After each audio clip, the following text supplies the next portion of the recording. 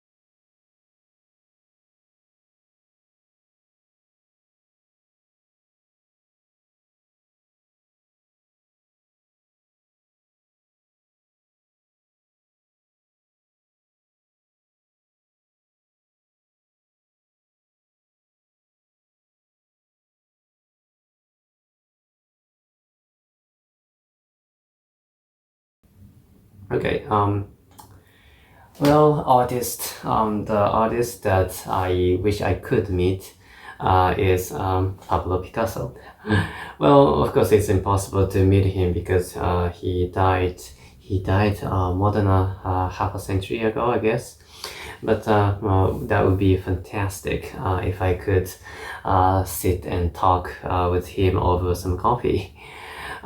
Because, well, of course, Pablo Picasso was, world famous for being so experimental. The kind of distorted images of human faces were, well, some people criticized him for that, but I believe that, his art was, it's a huge collection of masterpieces. Besides, he was such a prolific artist. I heard that he created more than 10,000 pieces of art during his lifetime. It's incredible.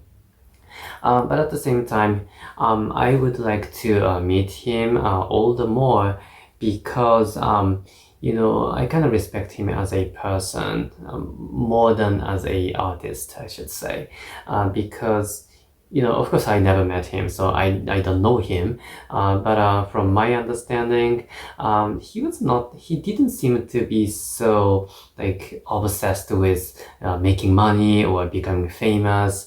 Instead, he really genuinely loved art. So he was such a pure-hearted person.